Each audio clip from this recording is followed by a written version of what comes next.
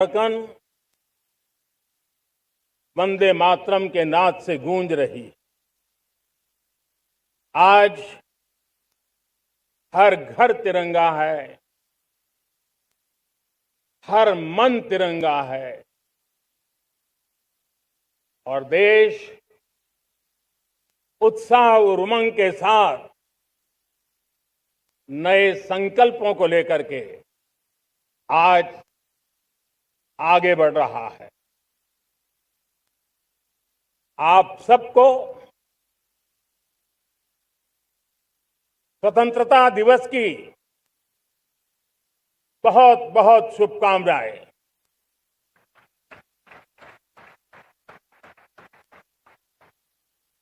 देश आज उन महान सपूतों का पुण्य स्मरण करती है जिन्होंने देश की आजादी के लिए त्याग बलिदान की पराकाष्ठा की। अपने तप, त्याग और बलिदान से आजादी के एकमात्र लक्ष्य को लेकर के अपनी पूरी जिंदगी खपा दी। पूज्य बापू समेत सभी स्वातंत्र सेनानियों को बलिदान की महान परंपरा जगाने वाले महान क्रांतिकारियों को आज मैं श्रद्धापूर्वक नमन करता हूं।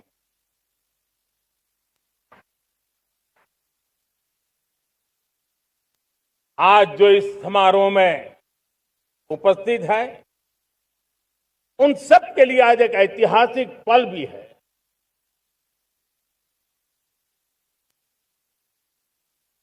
आजादी के बाद 15 अगस्त को लाल किले पर पहली बार वंदे मातरम गूंज रहा है।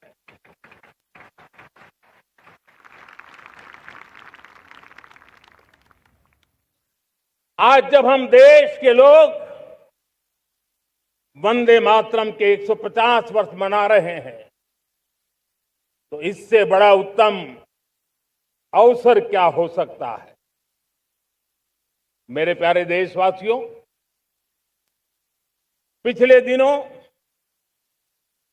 देश के कुछ हिस्सों में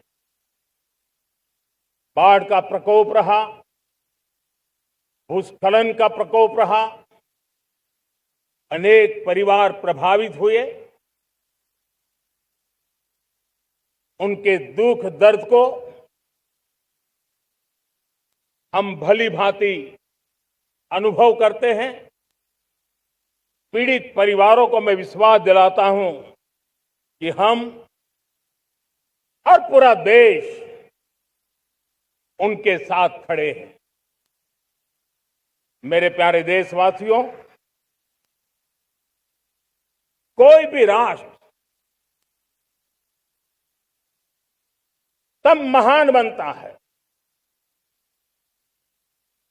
तब अपनी सिद्धियों को प्राप्त करता है जब अपने सपनों, अपने संकल्पों और अपने सामर्थ्य के दम पर आगे बढ़ता है। मेरे देशवासियों, अब छोटे सपनों से चलने वाला नहीं, हमें बड़े सपने, क्योंकि बड़े सपने हमारी सोच को भी विस्तार देते हैं, हमारी सोच की क्षितिज को विस्तृत करते हैं। हमारे संकल्प दृढ़ होने चाहिए। जब संकल्प दृढ़ होता है तो कठिनाइयों से, आपदाओं के बीच से रास्ते निकालने का सामर्थ्य अपने आप उभर करके आता है।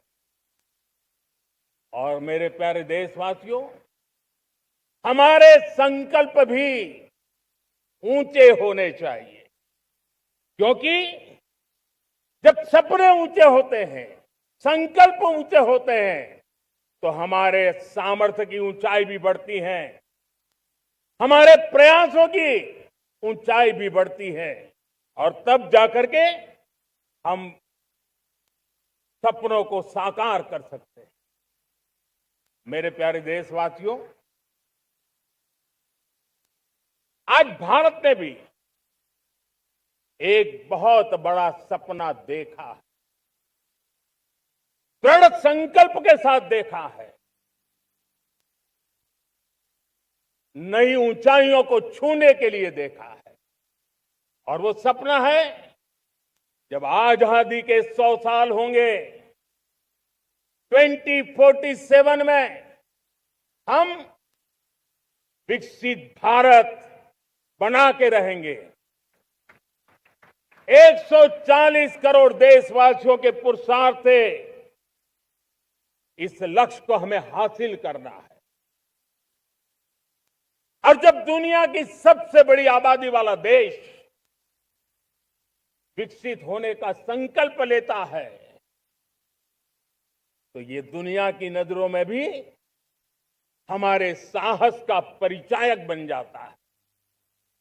दुनिया हमारी तरफ देखने का नजरिया बदलने के लिए मजबूर हो जाती है।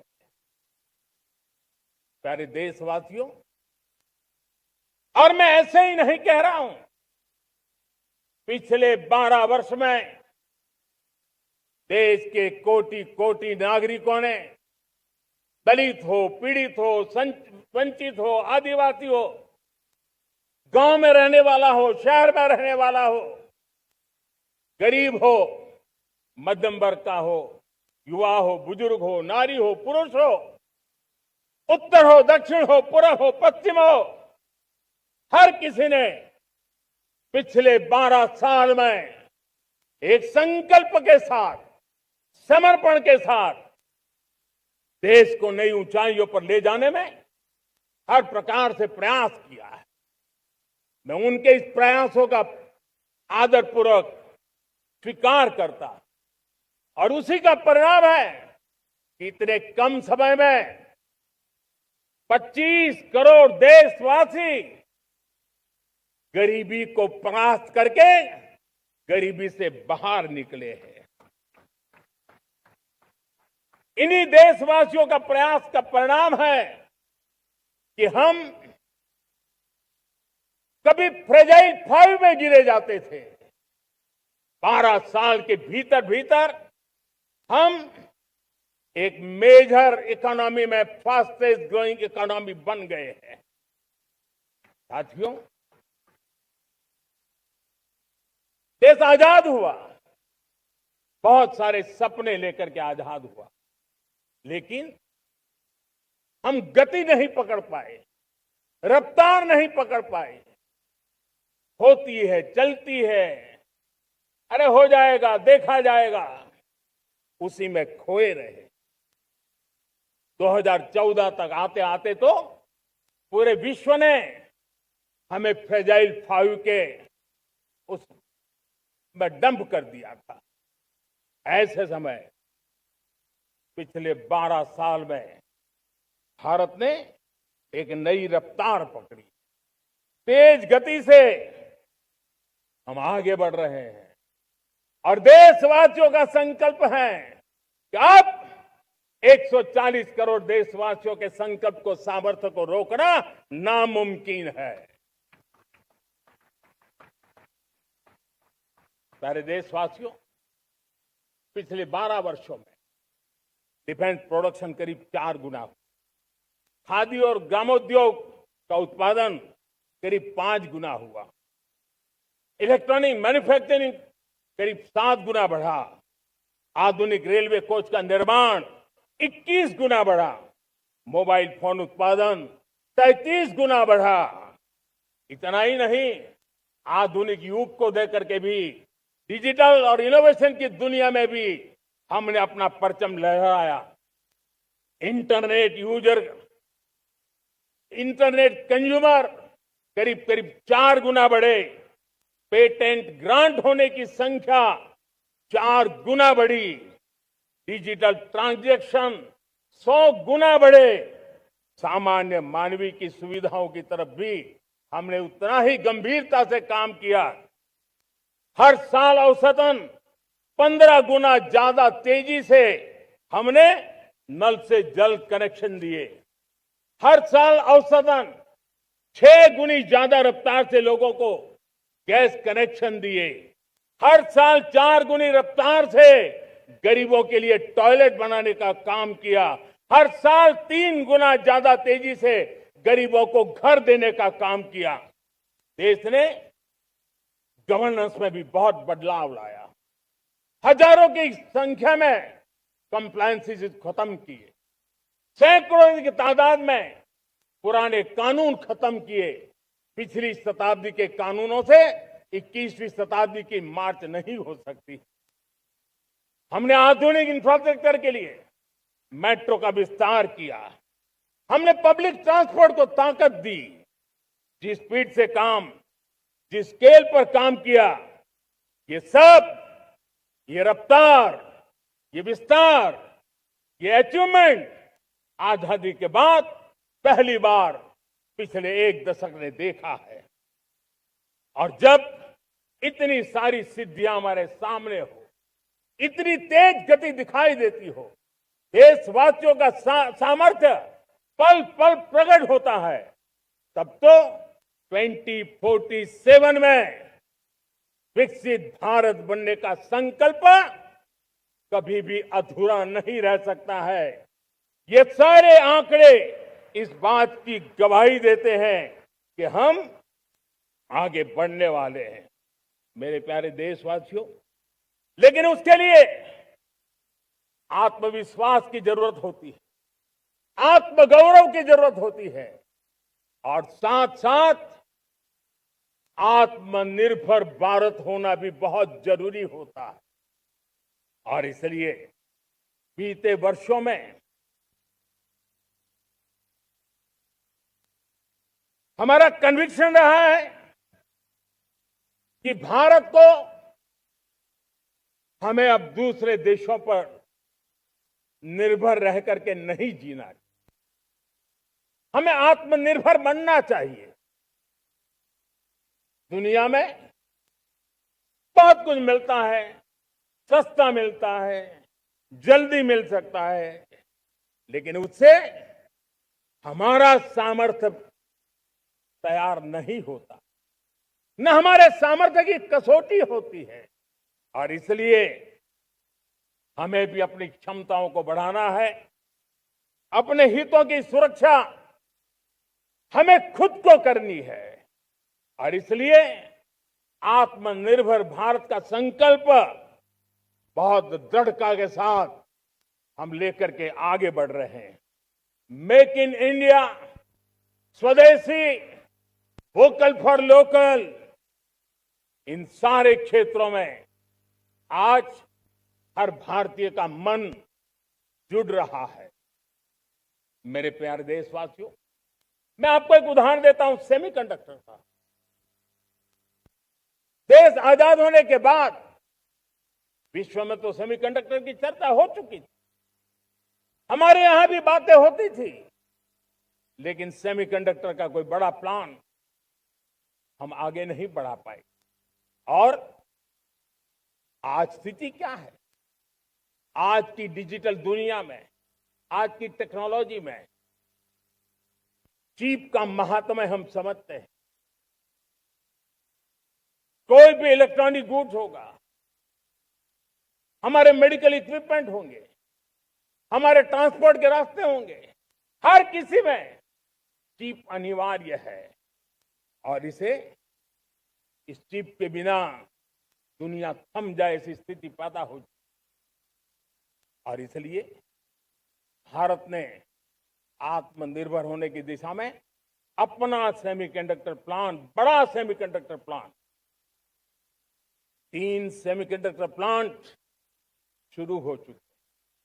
और मुझे बताया गया है कि वहां जो प्रोडक्शन हो रहा है वो एक्सपोर्ट होना शुरू हो चुका है। और मैं देशवासियों को कहना चाहता हूं, आने वाले 7-8 वर्ष में और 5, 7 या 8 सेमीकंडक्टर प्लांट बहुत ही जल्द शुरू होने वाले। ये आत्मनिर्भर भारत हमें विकसित भारत की दिशा में जाने का महामार्ग देती। मेरे प्यारे देशवासियों, वैसे ही एक चर्चा क्रिटिकल मिनरल की हो रही है। पूरी टेक्नोलॉजी क्रिटिकल मिनरल पर निर्भर है। भारत इसमें भी अपने आप को सुरक्षित करने में जुटा हुआ है। क्रिटिकल मिनरल का लक्ष्य साझा किया जाए। नेशनल क्रिटिकल मिनरल ये हमने लॉन्च किया। बजट में क्रिटिकल मिनरल कॉरिडोर की हमने घोषणा की है।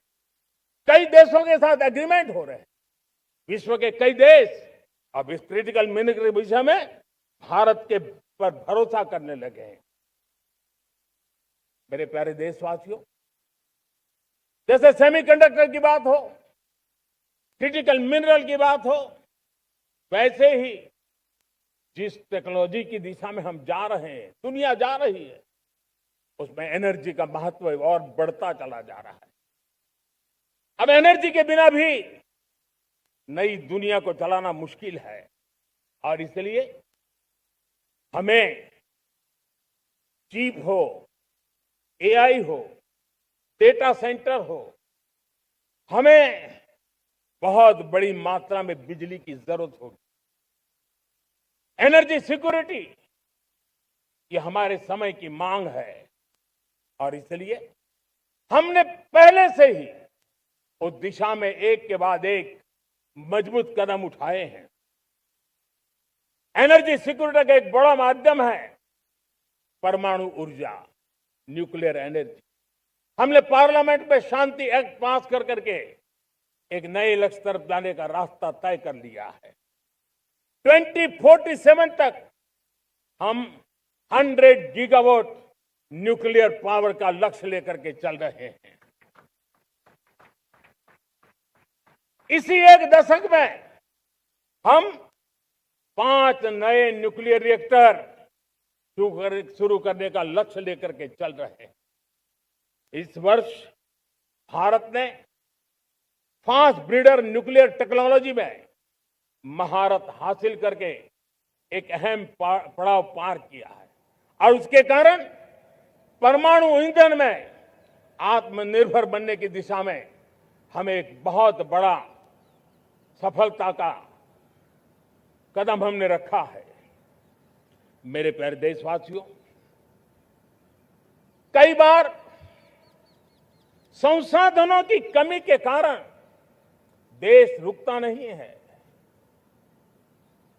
लेकिन रुकने का कारण सोच की सीमाएं होती हैं। जब सोच बंध जाती है, सीमाओं में सड़ने लग जाती है, तब हम अपने सामर्थ्य को भी पहचान नहीं पाते हैं। देश को आज कच्चे तेल पर निर्भर रहना पड़ रहा है और हमारी गलत सोच के कारण है। आप जान के हैरान हो जाएंगे, हमने समुद्री तट पे 99% हमारा समुद्री तट का पूरा हिस्सा ऐसी सोच के कारण नो गो एरिया घोषित करके रखा था।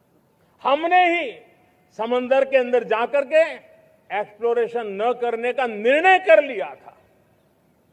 ये सोच का दारिद्र्य था। हमने फैसला किया ये नहीं चल सकता।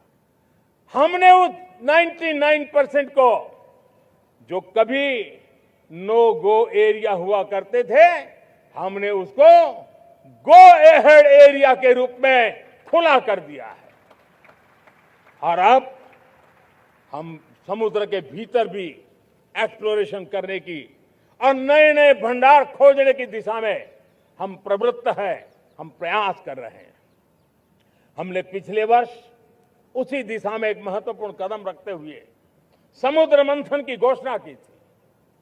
और पिछले दिनों हमने 85,000 करोड़ रुपए इस काम के लिए आवंटित करके काम को गति देने का निर्णय कर लिया है। मेरे प्यारे देशवासियों, एनर्जी सिक्योरिटी,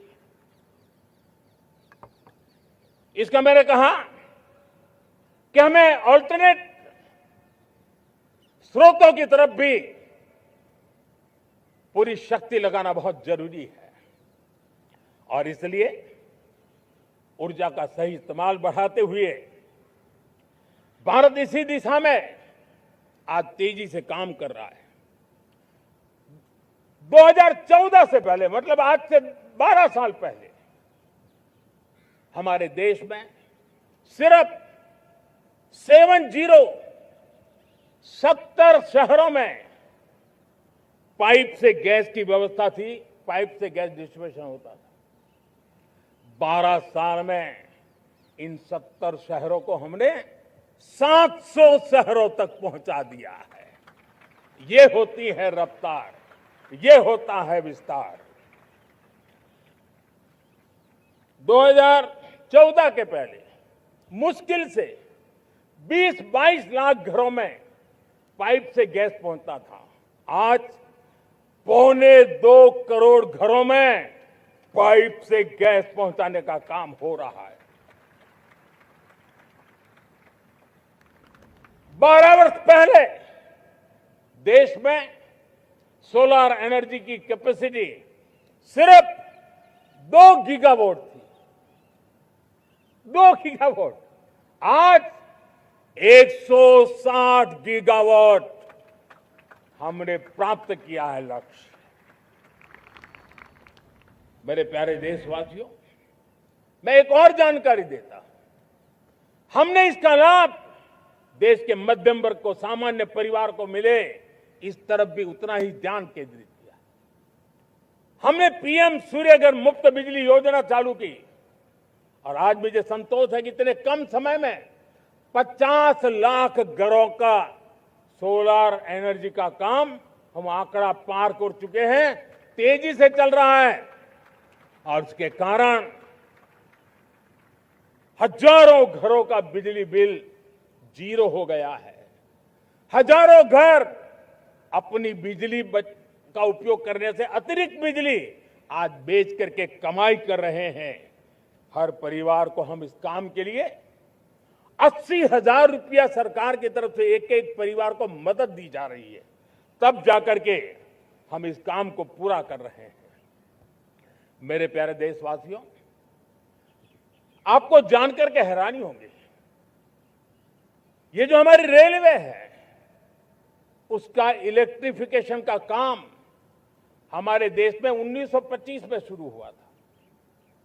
1925 में इलेक्ट्रिफिकेशन का काम शुरू हुआ, लेकिन 90 साल में 1925 से लेकर के 90 साल में सिर्फ 30% रेल का इलेक्ट्रिफिकेशन हुआ था। यानी 90 साल में 30%। हमारी रफ्तार देखिए, लक्ष्य को पाने के लिए हमारी दौड़ देख लीजिए। हमने एक दशक के अंदर 100% काम पूरा कर दिया।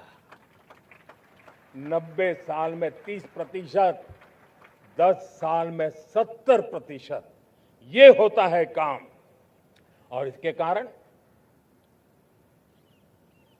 डीजल जो हमें बाहर से लाना पड़ता है उसकी बचत हुई, बिजली से हमारी ट्रेनें चली, पर्यावरण को फायदा होने लगा। मेरे प्यारे देशवासियों, हम यहां से नहीं रुके हैं, हम दुनिया के अंदर पीछे रहना नहीं चाहते। पिछले दिनों आपने खबर सुनी होगी, भारत ने ईंधन का नया क्षेत्र को भी छू लिया है।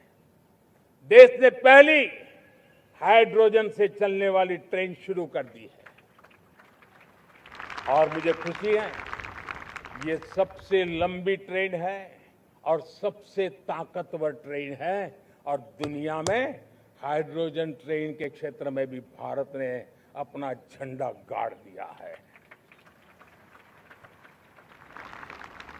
प्यारे देशवासियों, पिछले 10-12 साल हम लगातार 2047 के लक्ष्य को पाने के लिए दौड़ रहे हैं। एक के बाद एक सोपान सिद्ध कर रहे हैं।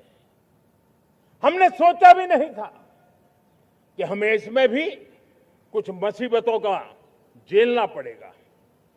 पिछले 10-12 वर्ष में कितने संकटों का सामना करना पड़ा।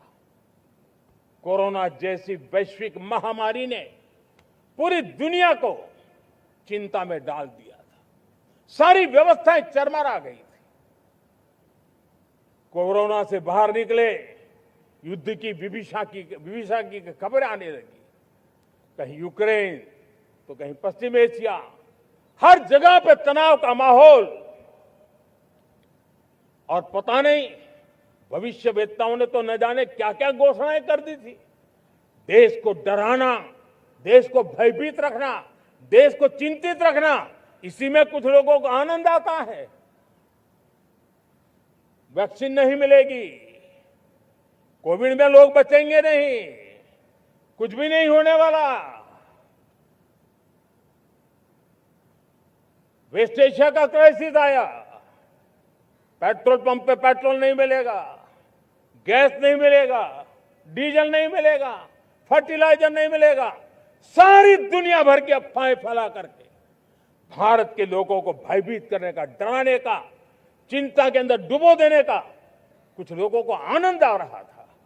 लेकिन देश ने देख लिया कि पिछले 10-12 साल की सुविचारित योजनाएं रंग ला रही है और हम इतने बड़े संकट के बावजूद भी नागरिक देवो भव के मंत्र को लेकर के जीते हुए भारत ने जो तैयारियां की थी, एक के बाद एक कदम उठाया था।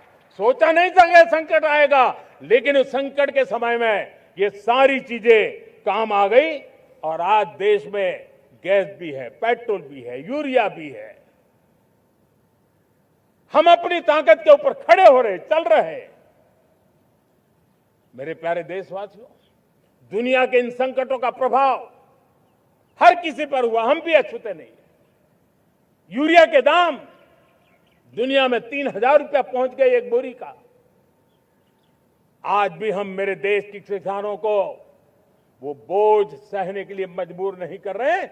सरकार अपने कंधों पर वो बोझ उठा रहा है और दुनिया से जो 3,000 रुपया में यूरिया का बोरा हमें मिलता है, वो हमारे किसानों को हम सिर्फ 300 रुपये में दे पाते हैं। इतना ही नहीं, डीएपी आज दुनिया में बाजार 5,000 पहुंच चुका है। लेकिन मेरे देश के किसानों को दिक्कत ना हो, इसलिए 1,350 रुपये में आज भी डीएपी देने का काम हम कर रहे हैं। मेरे प्यारे देशवासियों, एक समय था जब मैं आत्मनिर्भरता की बात कर रहा था तो कुछ लोग, एयर कंडीशन चैम्बर में बैठ करके सोचने वाले लोग हमें बता रहे थे ग्लोबलाइजेशन का क्या होगा। लेकिन दुनिया देख रही है कि पिछले एक दशक में ऐसा लग रहा है कि दुनिया ने ग्लोबलाइजेशन बोलना ही बंद कर दिया है। जहां से ग्लोबलाइजेशन की आवाज आती थी वो बंद सुनाई नहीं देती है। दुनिया का हर देश अपनी अपनी संभालों के मिजाज की तरफ गया है।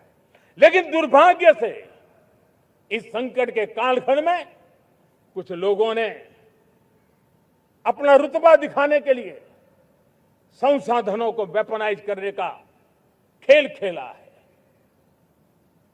दुनिया अपने पास जो कुछ भी है उसको वेपनाइज करने में लगी है। संसाधनों का वेपनाइज, रिसोर्स का वेपनाइज, पेट्रोल, डीजल, फर्टिलाइजर, दवाइयां, टेक्नोलॉजी की चिप्स, इतना ही नहीं, भूभाग को भी वेपनाइज किया जा रहा है।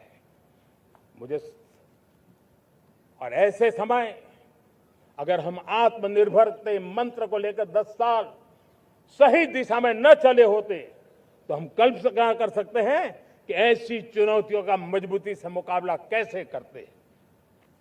और हमारी तैयारियां निरंतर बढ़ती जा रही है। मेरे प्यारे देशवासियों, दूसरी तरफ आज भारत का प्रोफाइल पूरी तरफ बढ़ रहा है। आज भारत दुनिया के लिए एक स्वीकृत और सम्मानीय देश के रूप में बन रहा है। भारत के पास स्थिर पॉलिटिकल मैंडेट है, स्थिर सरकार है, भारत का वाइब्रेंट लोकतंत्र है, भारत का मजबूत न्याय तंत्र है और हम सबको दिशा देने वाला भारत का संविधान है। और अब दुनिया हमारे इन सामर्थ्य को पहचानने लगी है और इसलिए 2014 के बाद दुनिया करीब करीब 40 देशों के साथ हमारा एफटीए एग्रीमेंट हो रहा है। अब देखिए कितना बड़ा अवसर आया है।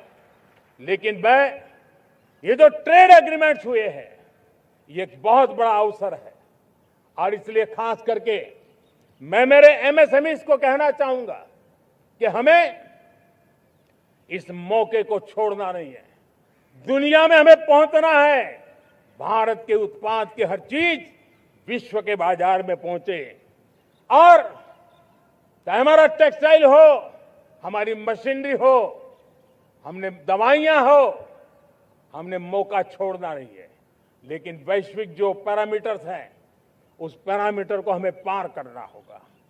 हमें दुनिया से जो मिलता है उसे अच्छा देना पड़ेगा, दुनिया में जो मिलता है उसे सस्ता देना पड़ेगा।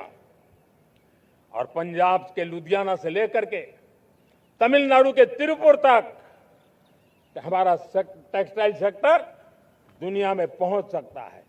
इतना ही नहीं, केरलम से लेकर के गुजरात और तमिलनाडु से लेकर के बंगाल, ये हमारा समुद्री तट, हमारे मछुआरे भाई बहन आज इस एफटीए के कारण हमारे श्रिप यानी झींगा उसके एक्सपोर्ट की बहुत संभावना बनी है। हमारे सी फूड की दुनिया में पहुंच बनने की संभावना पड़ी हुई है। और इसलिए मैं चाहूंगा कि हम इस परिस्थिति का फायदा उठाते हुए, हम आगे चलते हुए हम इन कामों को पार करने के लिए प्रयास करें। मेरे प्यारे देशवासियों,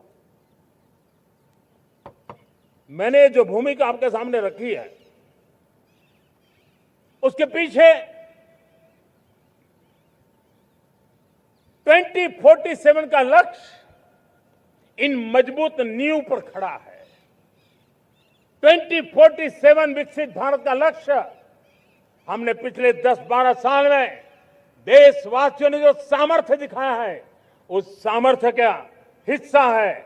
और इसलिए मेरे प्यारे भाइयों बहनों, सदी का 1/4 हिस्सा बीत चुका है और अगला 1/4 हमारे लिए अत्यंत महत्वपूर्ण है। अब हम रुक नहीं सकते हैं, हमारी गति नहीं रुक सकती है, हमारी दिशा तय हो चुकी है, हमें प्राप्त करके रहना है। और इसके लिए हमें अपना वर्क कल्चर बदलना होगा। हमारे वर्क कल्चर को बदलते हुए हमें हमारी सोच को भी बदलना होगा, हमें हमारे काम की गति को भी बदलना होगा। जो काम पिछले 5-7 दशक में नहीं हुए हैं वो काम हमें आने वाले 5-7 साल में करने हैं। और मेरा भरोसा है मेरे देश की युवा शक्ति पर, मेरे देश के नौजवानों पर, मेरे देश की माताओं को बहनों पर, मेरे देश के किसानों पर, मेरे देश के मजदूरों पर कि हम इस सपने को साकार कर सकते हैं। और इसलिए हमें रिफॉर्म की गति को भी आगे बढ़ाना है।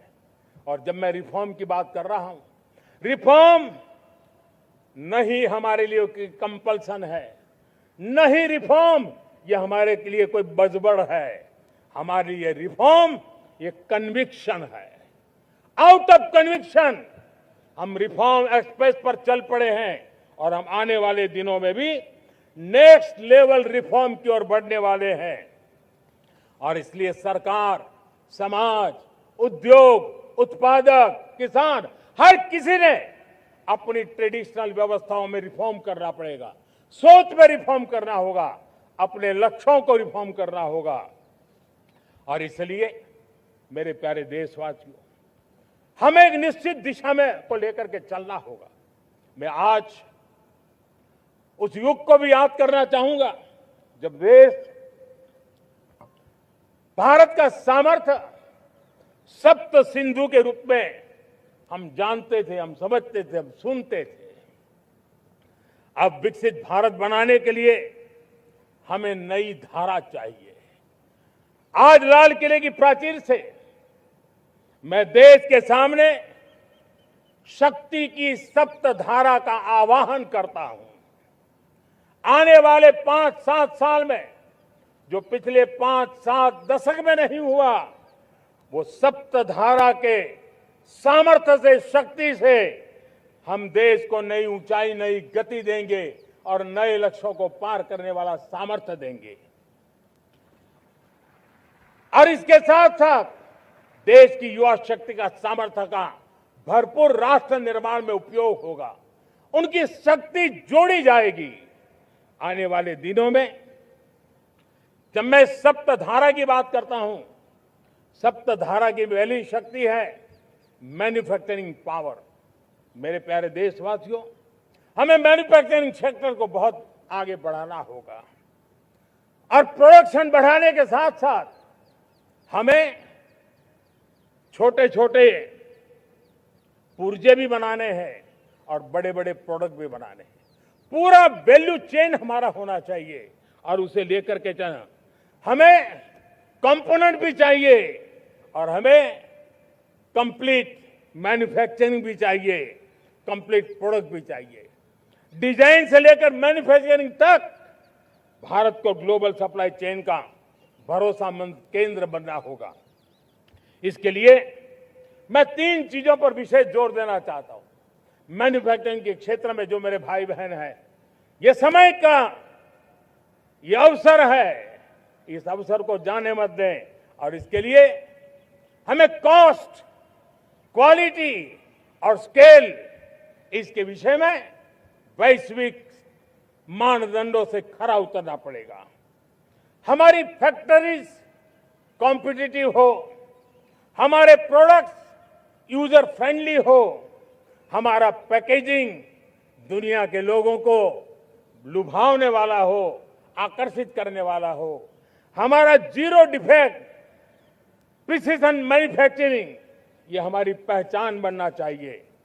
हर मैन्युफैक्चरर, हर एंटरप्रेन्योर, हर एमएसएमई से मैं कहना चाहता हूं, ग्लोबल मार्केट में हमारी पहचान विश्वसनीयता और गुणवत्ता के आधार पर होनी चाहिए। क्वालिटी के संबंध में नो कॉम्प्रोमाइज, और इसलिए हमारा मंत्र क्वालिटी, क्वालिटी, क्वालिटी होना चाहिए। यही हमारा ग्लोबल ब्रांड वैल्यू बनेगा। मेरे प्यारे देशवासियों, इस सप्तधारा की दूसरी शक्ति है कृषि और फूड प्रोडक्शन, फूड प्रोसेसिंग। हमें इस दिशा में आगे बढ़ना होगा। हमारे किसानों ने, अब दुनिया के बाजार खुल चुके हैं। एफपीए के कारण हमें एक बहुत बड़ा मार्केट मिल रहा है। हमें वहां पहुंचना है, हमें उस जगह को हाथ लगाना है। हमें खेत से लेकर एक्सपोर्ट मार्केट की ओर जाना होगा। हमारे पारंपरिक खान पान हो, हमारे मिलेट्स हो, हमारे मसाला हो, हमारे फल हो, फूल हो, क्या कुछ नहीं है हमारे पास, वो ग्लोबल ब्रांड्स बनने चाहिए। हमारे किसान केमिकल फ्री खेती को बल देंगे। दुनिया में इनकी मांग और बढ़ने वाली है और जो ग्लोबल पैरामीटर्स के अंदर हर प्रकार से सिद्ध होने वाले हमारे एग्रो प्रोडक्ट होंगे तो दुनिया में हम आसानी से पहुंच पाएंगे। मेरी सप्तधारा की तीसरी शक्ति है टेक्नोलॉजी और इनोवेशन।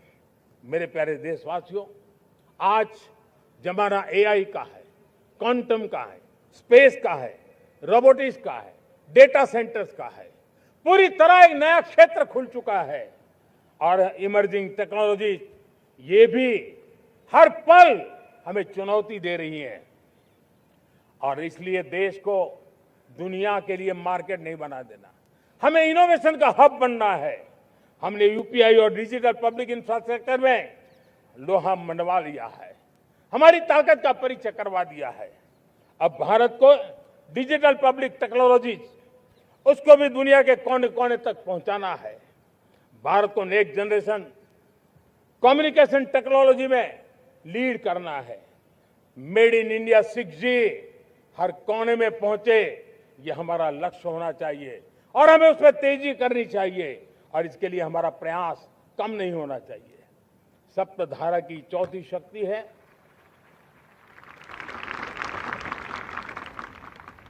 गति शक्ति। ये गति शक्ति, देश के अंदर सीमलेस फास्ट कनेक्टिविटी पर हमें बल देना होगा। शहरों को हाई स्पीड रेल से हमें जोड़ना होगा। मॉडर्न हाईवे चाहिए, इनलैंड वाटरवेज चाहिए, एयरपोर्ट चाहिए, मल्टी मॉडल लॉजिस्टिक की व्यवस्था चाहिए। हमें पोर्ट्स को सिर्फ सामान उतारना चढ़ाने की जगह नहीं, दुनिया के शिप्स आकर के लंगर हो जाए इतना नहीं, हमें हमारे पोर्ट्स को पोर्ट लेड डेवलपमेंट ग्रोथ की दिशा में हमें आगे बढ़ना होगा। हमारी पांचवी शक्ति है सप्तधारा की, वो है रक्षा शक्ति। और ये रक्षा शक्ति का महत्व हर प्रकार से है। मेरे प्यारे देशवासियों, डिफेंस में आत्मनिर्भर होना अब भारत ने अनुभव कर लिया, दुनिया ने अनुभव कर लिया है, इसके बिना कोई चारा नहीं है। विश्व जब अपनी अपनी ही सोच रहा है, तब भारत विश्व के लिए बाजार बन करके नहीं रह सकता है। हमें डिफेंस के क्षेत्र में आत्मनिर्भर होना होगा। Next generation defence technology develop करके हमें ग्लोबल सप्लायर बनने की दिशा में हमें लक्ष्य लेकर के चलना है। हमें ड्रोन, काउंटर ड्रोन सिस्टम को विकसित करना होगा और हाइपरसोनिक डिफेंस टेक्नोलॉजीज, उस पर हमें लीडरशिप लेनी होगी। साथियों, साइबर सुरक्षा भी आज हर घर के लिए एक समस्या बन रही है। वो भी एक रक्षा का क्षेत्र है जिसमें हमारे युवाओं की जो सामर्थ्य है, उस सामर्थ्य का उपयोग हम देश के और दुनिया के लिए कर सकते हैं। हमारी सप्तधारा की छठी शक्ति है ग्रीन इकोनॉमी, ब्लू इकोनॉमी, जो ग्रीन जॉब को भी जन्म देती है। हमें green hydrogen, renewable energy, energy storage, green mobility, green manufacturing in global scale हमें पा करके रहना है। हमें दुनिया जब ग्लोबल वार्मिंग की चर्चा करती रहती है, हम रास्ते खोजते रहते हैं, हम समस्याओं का समाधान दे रहे हैं और भारत ये ग्रीन मूवमेंट का बहुत बड़ा सामर्थ्य लेकर के चलिए। भारत के पास ब्लू इकोनॉमी के लिए भी बहुत बड़ा अवसर है। बहुत बड़ा लंबा हमारा कोस्ट लाइन है। ब्लू इकोनॉमी के लिए बहुत बड़े अवसर है। फिशरीज है, कोस्टल टूरिज्म है, ओशन टेक्नोलॉजी है। ऐसे कितने ही क्षेत्र हैं जिसमें हम आगे बढ़ सकते हैं। मेरे प्यारे देशवासियों, भारत सप्तधारा की जब बात करके लेकर चला है, तब हमारी सातवीं धारा है और दुनिया के लिए इसका अपना भी एक महत्व है और वो है भारत का सॉफ्ट पावर। भारत के सॉफ्ट पावर की ताकत है। आज योग ने पूरी दुनिया को भारत के साथ जोड़ के रखा हुआ है। योग दुनिया के लिए एक ऊर्जा बनता जा रहा है, भारत के लिए विश्वास का बड़ा कारण बनता जा रहा है। जिस भारत के पास आस्था के केंद्र हो, जिस भारत के पास आयुर्वेद हो, जिस प्रकार से भारत के पास होलिस्टिक हेल्थ केयर की व्यवस्था हो, हील इन इंडिया का मूवमेंट हो, हम दुनिया के अंदर हमारे सामर्थ्य को लेकर के जा सकते हैं। हैंडीक्राफ्ट हो, संस्कृति हो, हमारी फिल्में हो, हमारा क्रिएटिव वर्ल्ड हो, वीएफएक्स हो, हमारा एनिमेशन हो, हमारी गेमिंग हो, डिजिटल कंटेंट हो, क्रिएटिव वर्ल्ड के अंदर भारत अपना रुतबा दिखा सकता है।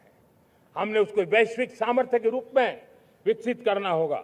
आज भारत ने वेव समिट को एक बहुत बड़ी ताकत दी है। दुनिया धीरे धीरे भारत का ये जो world audio visual and entertainment summit है, उसकी राह देखता रहता है और वो भारत के सॉफ्ट पावर को, भारत के क्रिएटिव दुनिया को परिचित करेगा। मेरे प्यारे देशवासियों, भारत के पास विशाल वन्य संपदाएं हैं।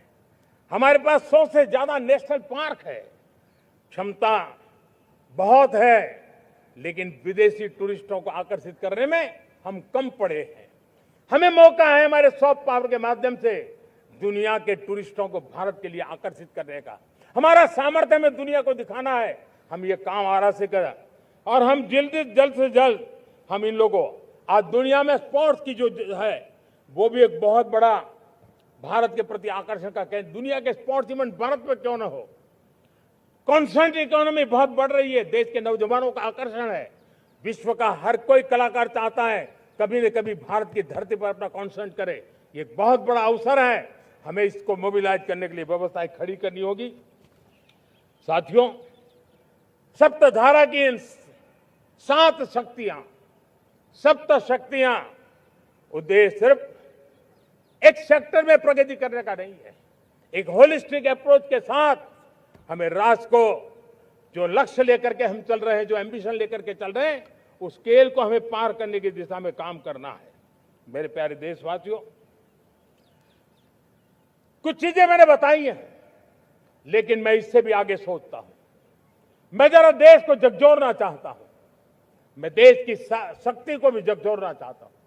देश यानी सिर्फ सरकार नहीं होती है, देश यानी हर नागरिक जुड़ता है।